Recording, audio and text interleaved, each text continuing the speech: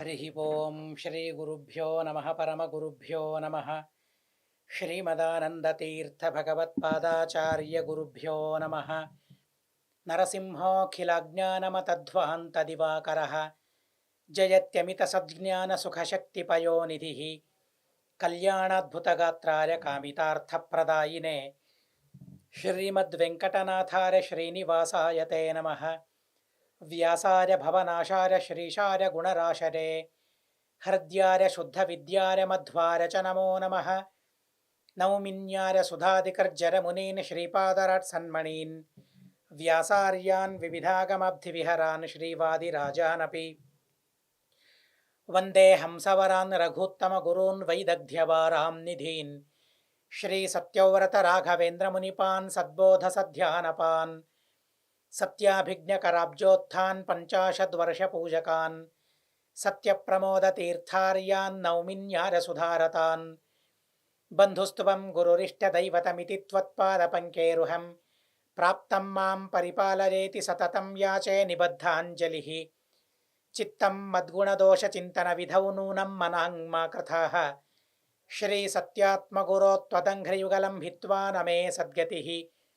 विद्यापीठविधातारं विद्यावारिधिचन्दिरं विद्यार्थिवत्सलं वन्दे महामहिमसद्गुरुं। नारायणं नमस्कृत्य नरं चैव नरोत्तमं देवीं सरस्वतीं व्यासं ततो जरमुदीरयेत्। नारायणं सुरगुरुं जगदेकनाथं भक्तप्रियं सकललोकनमस्कृतं च त्रैगुण्यवर्जितमजं विभुमाद्यमीशं वन्दे भवघ्नम् अमरासुरसिद्धवन्द्यम्। नारायणाय परिपूर्णगुणर्णवाय विश्वोदरस्थितिलयोन्नियतिप्रदाय ज्ञानप्रदाय विबुधासुरसौख्यदुःखसत्कारणाय वितताय नमो नमस्ते स्वस्त्यस्तु हरिः ओं हरिः ओं हरिः ओं।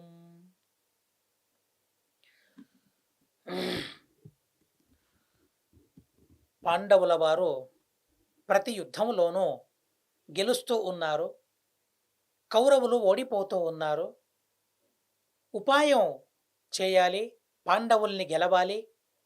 ఎందుకు పాండవుల్ని గెలవడం మా వల్ల సాధ్యం కావడం లేదు, దుర్యోధనునికి అంతు పట్టడం లేదు, ఎలా తనకు తెలుస్తుంది?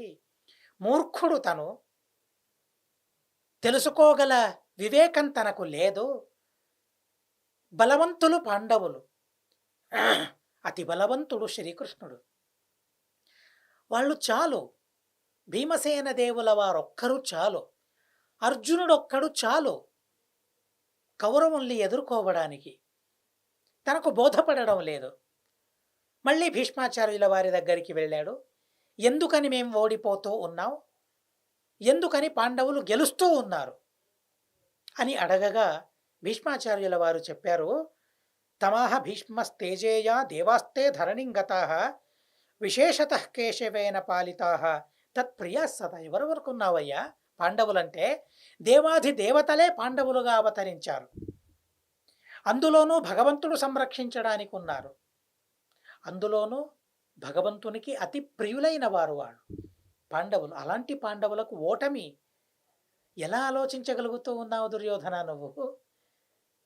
ఏంటి, ఏం కారణం? పాండవుల గెలుపుకు కారణమేంటి అని నువ్వు అడుగుతూ ఉన్నావే. పాండవులే వారి గెలుపుకు కారణం, భగవంతుడు వారి గెలుపుకు కారణం. భగవంతునికి ప్రియులైనారు కాబట్టి వారి ఓటమి ఎలా సాధ్యం? వారికి గెలుపే సాధ్యం. భగవంతునికి పరమప్రియులు కాబట్టి వారి గెలుస్తూనే ఉన్నారు. మేము భగవంతునికి ప్రియులం కాదు, భగవంతుని ప్రీతిని సంపాదించుకోవడం లేదు, కనుక గెలుపు అసాధ్యమయ్యింది మాకందరికీ కూడా అని భీష్మాచార్యుల వారు చెప్పారు. సంక్షేపంగా చెప్పిన తరువాత మళ్ళీ వివరంగా భీష్మాచార్యుల వారు చెబుతూ ఉన్నారు. మానసోత్తర శైలై పురా బ్రహ్మ పురస్సరాః స్థితా దేవాస్తదా పశ్యద్ బ్రహ్మైకో హరిమంబరే. మానస పర్వతం ఉత్తర భాగంలో ఓ పర్వతం, అక్కడ బ్రహ్మాది దేవతలందరూ కూడా ఉన్నారు. బ్రహ్మదేవుల వారు మాత్రమే భగవంతుణ్ణి సందర్శించుకున్నారు. అసలు భగవంతుని సందర్శనం మరెవరికీ కలగలేదు. బ్రహ్మదేవుల వారి అత్యద్భుతమైన యోగ్యత ఎలాంటిదో గమనించండి. ఎవరికీ భగవంతుని దర్శనం కలగలేదు.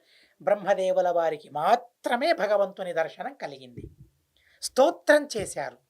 బ్రహ్మదేవుల వారు సంపూజించారు. భక్తితో భగవంతుణ్ణి పూజించారు. తరువాత దేవతలందరికీ కూడా ఆదేశిస్తూ ఉన్నారు బ్రహ్మదేవుల వారు. నేను ప్రార్థించగా భగవంతుడు అవతరించడానికి సిద్ధమయ్యాడు. మీరందరికీ కూడా ఆదేశించాడు. ఎవరెవరు ఎక్కడెక్కడ పుట్టాలి, ఏ ఏ రూపంతో ఉండాలి, ఏ ఏ పని చేయాలి, అంతా ఒక ప్రణాళిక సిద్ధమయ్యింది. కనుక భగవంతుని ఆదేశాన్ని పరిపాలించడానికి మీరందరూ కూడా సిద్ధమవ్వాలి అని దేవతలనందరినీ కూడా ఆదేశించారు బ్రహ్మదేవుల వారు. ఆదేశించిన తరువాత ధర్మ వాయువాదయ అఖిలాహ, ధర్మరాజే యమధర్మరాజే ధర్మరాజుగా పుట్టాడు. ముఖ్య ప్రాణదేవుల వారు భీమసేన దేవుల వారిగా జనించారు. ఇంద్రుడు అర్జునుడయ్యాడు. అశ్విని దేవతలు నకుల సహదేవులయ్యారు. వారే పాండవులు. అలా పాండవులు జనించిన తరువాత వారిని సంరక్షించడానికి నారాయణుడున్నాడు, భగవంతుడున్నాడు.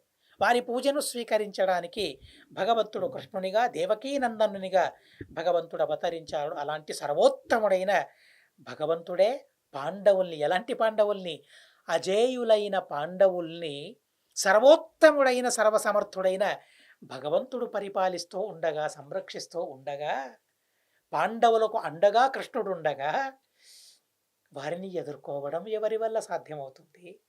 పాండవుల్ని గెలవడం ఎవరి వల్ల సాధ్యమవుతుంది? పాండవుల ఓటమిని ఎవరు చూడగలుగుతారు అసలు? అది సర్వథా సాధ్యం కాదు అని చెప్పిన తరువాత డంభభక్తితో దుర్యోధనుడు కృష్ణుణ్ణి నమస్కరించాడట. నమస్కరించి అక్కడి నుంచి వెళ్ళిపోయాడు. తను దుర్మతి, సొమ్మసిల్లిపోయాడు. దుర్యోధనుడు బాధలో కూరుకొని పోయాడు. ఆ బాధను పరిహరించడానికి భీష్మాచార్యుల వారు ఔషధమిచ్చారట. భీష్మాచార్యుల వారు ఔషధమిచ్చారు. ఆ ఔషధాన్ని స్వీకరించి మళ్ళీ పూర్వపు వైభవాన్ని, బలాన్ని సంతరించుకుని దుర్యోధనుడు యుద్ధం చేయడానికని వెళ్ళాడు. శ్రీమదాచార్యుల వారు సదాచార స్మృతి అనే గ్రంథంలో ఓ అద్భుతమైన మాటను ఉపదేశిస్తారు. ఎవరైతే భగవంతుణ్ణి ద్వేషించేవారున్నారో, రాష్ట్రాన్ని, దేశాన్ని ద్వేషించేవారున్నారో వారికి పిడికెడు అన్నం కూడా పెట్టకండి అని ఆచార్యుల వారంటారు. ఎందుకని? వారికి కూడా ఆకలి ఉంటుందే, ఆకలి బాధ వారికి కూడా ఉంటుందే. ఆకలి బాధతో ఉన్న వారికి అన్నం పెట్టకుండా ఉండడం న్యాయమా? అన్నం పెట్టకూడదు అని చెప్పడం న్యాయమా అని ఎవరైనా ఆక్షేపిస్తే ఆచార్యుల వారు ఎంత చక్కగా సమాధానం ఇస్తారంటే, సరే, అన్న ఆకలి బాధతో తనున్నాడు, నిజమే. ఆకలి బాధతో ఉన్నప్పుడు తను నువ్వే ఇంద్రుడివి, నువ్వే చంద్రుడివి, నువ్వే మంచివాడివి అని అంటారు. కానీ ఆకలి తీరిన తరువాత, శక్తి కూడగట్టుకున్న తరువాత మళ్ళీ భగవంతుణ్ణి నిందించడం, పరపీడ పరాయణులవ్వడం వారి సహజ స్వభావమే. ఎవరి వల్ల ఆ శక్తి వారికి లభించింది? మేమిచ్చిన అన్నం వల్ల కదా. కనుక అన్నం మేమిచ్చాం, మేమిచ్చిన అన్నం వల్ల పరులని పీడించసాగారు వారందరూ కూడా. వారి పరపీడన అనే పాపం ఏదైతే ఉందో అందులో మాకు కూడా భాగం ఉంది. అంటే మాకు కూడా ఆ పాపం తగిలి ఉంటుంది. కనుక వారికి అన్నం ఇవ్వకూడదు అని ఆచార్యుల వారు చెప్పారు. కానీ ఇక్కడ చూడండి, భీష్మాచార్యుల వారి ప్రారంధం ఎలా ఉందో చూడండి. దుర్యోధనుడు నేడో రేపో అనే పరిస్థితిలో తనున్నాడు. అంతగా తన శరీరం హూనమైపోయింది. ఇక యుద్ధానికి వెళ్ళడం నాకు సాధ్యం కాదు అనే పరిస్థితిలో తనున్నాడు దుర్యోధనుడు. అలాంటి సందర్భంలో భీష్మాచార్యుల వారు ఔషధం ఇచ్చారు, బ్రతికించుకున్నారు. ఎవరిని బ్రతికించుకున్నారు? భగవంతుణ్ణి నిరంతరంగా ద్వేషించే, ప్రజలను ద్వేషించే దుర్యోధనుణ్ణి బ్రతికించుకున్నారు. తప్ప ఒప్ప ఆలోచించండి, వారి ప్రారంధం ఎలా ఉందో ఆలోచించండి. అంత మాత్రాన మనకన్నా చిన్నవాళ్ళని ఆలోచించడం కాదు, ఇలాంటి ఎన్నెన్నో తప్పుల్ని మనం చేస్తాం. కానీ భీష్మాచార్యుల వారు ఇలాంటి ఒకటో రెండో తప్పుల్ని చేశారు. సరే, భీష్మాచార్యుల వారు ఆ దుర్యోధనుణ్ణి బ్రతికించుకున్నారు. మరుసటి రోజు మళ్ళీ యుద్ధానికి సిద్ధమయ్యాడు. తత్రాసీద్యుద్ధమతులం భీమ భీష్మానుయాయినాం పాండవానాం కురూణాం చ శూరాణామనివర్తినాం. పాండవులు ఎవరి అనుయాయులు? భీమానుయాయులు. కౌరవులు ఎవరి అనుయాయులు? భీష్మానుయాయులు. గీతలో ఓ మాట ఉంది, అపర్యాప్తం తదస్మాకం బలం భీష్మాభిరక్షితం పర్యాప్తం త్విదమేతేషాం బలం భీమాభిరక్షితం. కొందరు దానికి విపరీతంగా అర్థం చేశారు. భీమ సంరక్షితమైన ఈ సైన్యం ఏదైతే ఉందో, ఈ సైన్యం కౌరవ సైన్యాన్ని గెలవడం ఈ సైన్యానికి సాధ్యం కాదు. భీష్మ పరిరక్షితమైన కౌరవ సైన్యం ఏదైతే ఉందో, ఈ సైన్యంతో పాండవ సైన్యాన్ని గెలవగలం అని దుర్యోధనుడు చెప్పాడు అని మనం వింటాం. కానీ దుర్యోధనునికి అలాంటి విపరీత జ్ఞానం లేదు. భీష్మాచార్యుల వారి పరాక్రమమేమిటో, భీమసేన దేవుల వారి పరాక్రమమేమిటో తనకు తెలుసు. చిన్నప్పటి నుంచి బాల్యావస్థ నుండి కూడా భీమసేన దేవుల వారి పరాక్రమాన్ని చవిచూసినవాడు తను దుర్యోధనుడు. కనుక సులభమైన అర్థం, అపర్యాప్తం తదస్మాకం బలం భీష్మాభిరక్షితం. భీష్మాభిరక్షితమైన మా బలం ఏదైతే ఉందో ఇది అపర్యాప్తం, పర్యాప్తం కాదు. పాండవుల సైన్యాన్ని గెలవడం ఆ సైన్యానికి సాధ్యం కాదు. భీమాభిరక్షితమైన ఆ పాండవ సైన్యం ఏదైతే ఉందో మా సైన్యాన్ని గెలవడం ఆ సైన్యానికి సాధ్యమవుతుంది అని తనన్నాడు. కనుక ఏం ఉపాయం చేయాలి పాండవుల్ని గెలవాలంటే అని తను అడుగుతూ ఉన్నాడు. అలాగే జరుగుతూ ఉంది. మొదటి రోజు మినహాయిస్తే ప్రతిరోజు కూడా పాండవులే గెలుస్తూ ఉన్నారు. పాండవులకే విజయం దక్కుతూ ఉంది. దాన్ని గమనించాడు. అలా వారిరువురి యుద్ధం మళ్ళీ ప్రారంభమైంది. పాండవుల కౌరవుల యుద్ధం ప్రారంభమైంది. అక్కడ ధృష్టద్యుమ్నుడు చూడండి భీమానుయాయి. యద్యపి తను సేనాధిపతి, ఎవరు? ధృష్టద్యుమ్నుడు. అయినా కూడా భీమానుయాయి. భీమసేన దేవుల వారు చెప్పినట్లే తను ప్రతివ్యూహాలను పన్నుతాడు, యుద్ధాన్ని చేస్తాడు. తను భీమసేన దేవుల వారంటే భారీ ప్రేమ తనకు. ఎవరికి? ధృష్టద్యుమ్నునికి. అలా భీమానుయాయి అయి ధృష్టద్యుమ్నుడు అక్కడ యుద్ధం చేస్తూ ఉన్నాడు. దుర్యోధనుని తమ్ముళ్లతో కౌరవులతో యుద్ధం చేస్తూ ఆ కౌరవులతో సమ్మోహనాస్త్రాన్ని విడిచిపెట్టి వారినందరినీ సొమ్మసిల్లిపోయేలా ఆ ధృష్టద్యుమ్నుడు చేశాడు. వికరణ మొదలైన వారినందరినీ కూడా అణిచివేస్తూ ఉన్నాడు. ద్రోణాచార్యుల వారు చూశారు. కౌరవులందరూ కూడా సొమ్మసిల్లిపోయారు. విజ్ఞానాస్త్రాన్ని ప్రయోగించి వారి అలసటను నివారించారు ద్రోణాచార్యుల వారు. చూడండి ఇక్కడ కూడా భీష్మాచార్యుల వారు దుర్యోధనుణ్ణి బ్రతికించుకున్నారు. ఇక్కడ ద్రోణాచార్యుల వారు విజ్ఞానాస్త్రాన్ని ప్రయోగించి ఆ కౌరవుల్ని బ్రతికించుకుంటూ ఉన్నారు, కౌరవుల్ని సంరక్షించుకుంటూ ఉన్నారు. ఎలాంటి ప్రారంధమో మనం గమనించాలి. తరువాత ఆ ద్రోణాచార్యుల వారితో భీమసేన దేవుల వారు యుద్ధం చేస్తూ ఉన్నారు. ప్రారంభమయ్యింది. తం భీమసేన సూతహీనం విధాయ వ్యద్రావ్యశత్రుగణాన్ శరౌహై. ద్రోణాచార్యుల వారితో యుద్ధం చేస్తూ తన సూతుణ్ణి సంహరించి, సారథిని సంహరించి, తనకు రథం లేకుండా, సారథి లేకుండా భీమసేన దేవుల వారు చేశారు. అలాగే ఆ శత్రు సైన్యాలను ఎదుర్కొన్నారు భీమసేన దేవుల వారు. ఆ తరువాత కృతవర్మ ధృష్టద్యుమ్నునితో యుద్ధం చేయడానికి వచ్చారు. వారిరువురు కూడా భయంకరమైన యుద్ధాన్ని చేశారు. ధృష్టద్యుమ్న కృతవర్మను గెలిచాడు.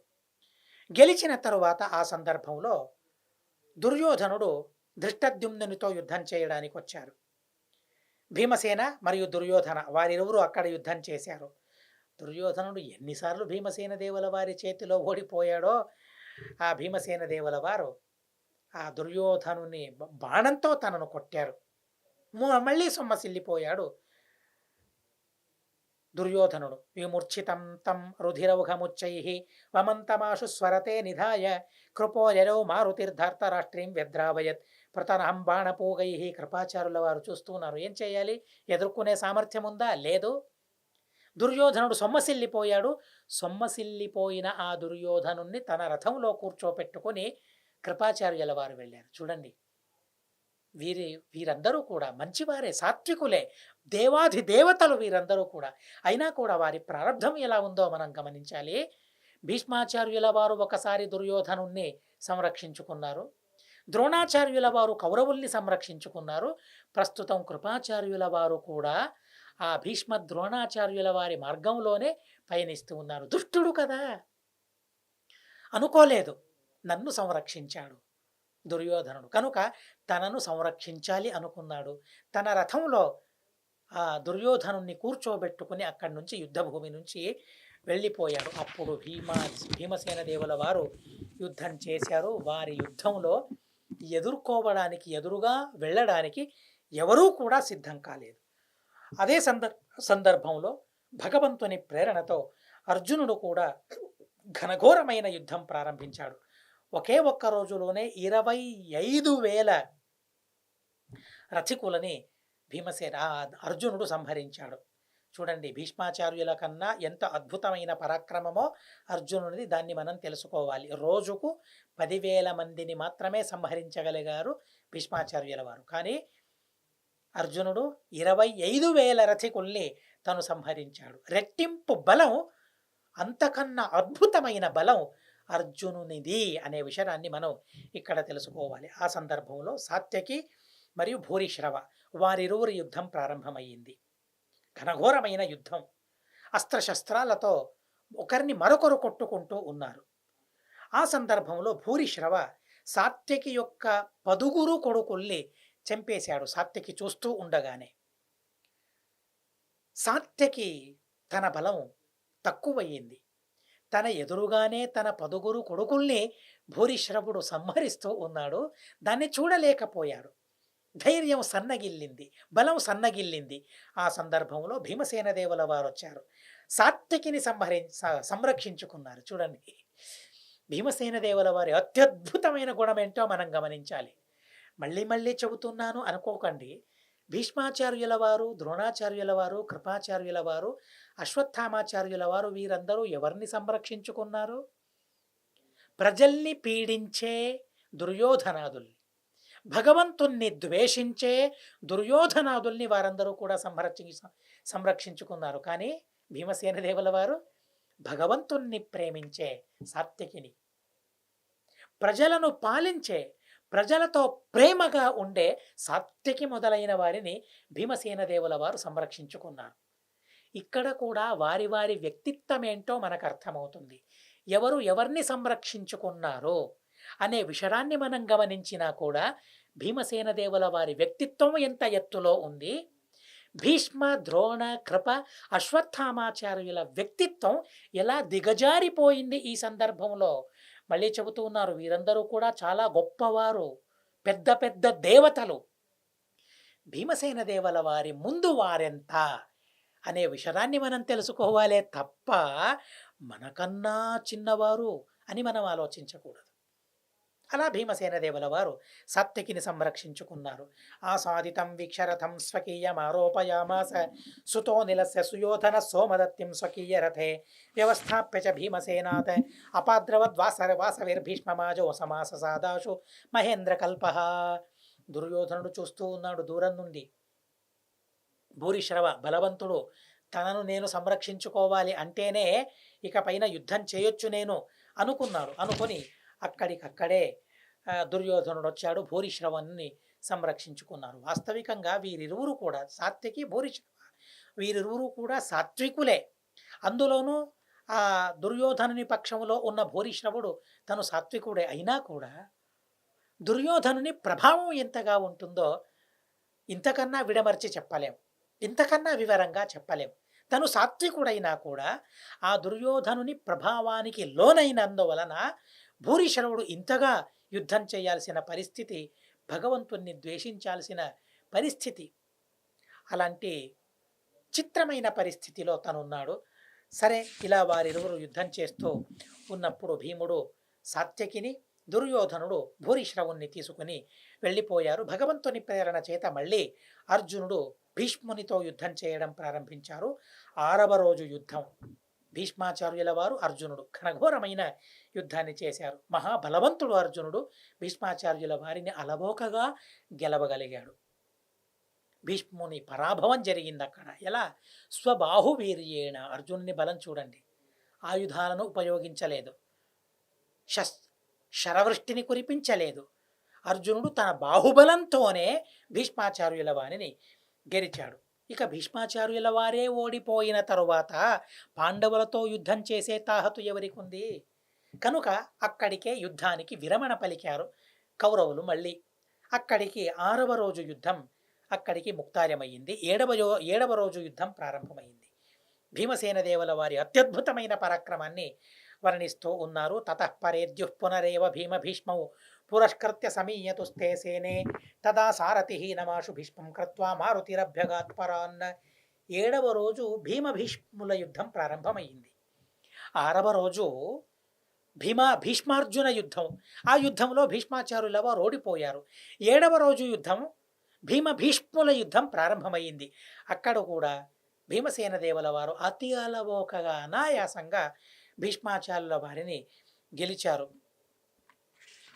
దుర్యోధనుని ఆ బలమంతా, ఆ బలగమంతా, ఆ సైన్యమంతా ఓడిపోతూ ఉంది. భీష్మ, ద్రోణ, అశ్వత్థామాచార్యుల వారితో యుద్ధం చేశారు. యుద్ధం చేసి వారినందరినీ కూడా భీమసేన దేవుల వారు ఓడించారు.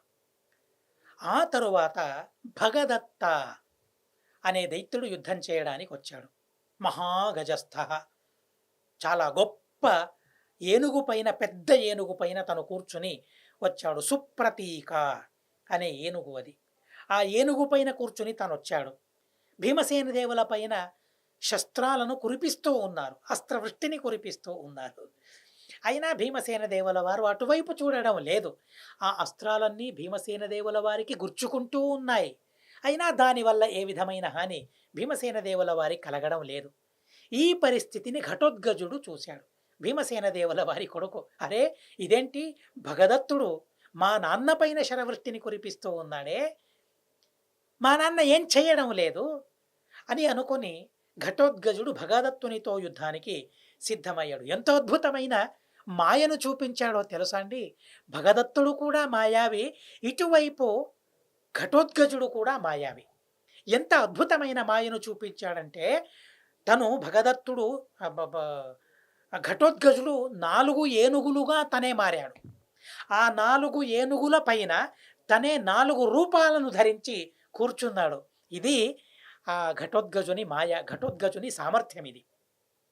4 ఏనుగులుగా తనే మారి ఆ ఏనుగుల పైన తనే కూర్చుని భగదత్తునితో యుద్ధం చేయడం ప్రారంభించాడు. ఈ సందర్భంలో భీమసేన దేవుల వారు ఏం చేశారు అంటే, ఘటోత్కచుని యుద్ధం చేయడానికి పంపించారు. ఎందుకని? భగదత్తుని వల్ల తను ఓడిపోయాడు, భగదత్తుణ్ణి ఎదురించడం నా వల్ల సాధ్యం కాదు అని ఘటోత్కచుని పంపించారా భీమసేన దేవుల వారు? అస్సలు కాదు. నా కొడుకైన ఘటోత్కచుడే భగదత్తుణ్ణి గెలిచిన తరువాత కైముత్యంతో సిద్ధమవుతుంది, నేను తనను గెలవగలను, భగదత్తుణ్ణి గెలవగలననేది. కనుక తన కొడుకును యుద్ధానికి పంపించాడు.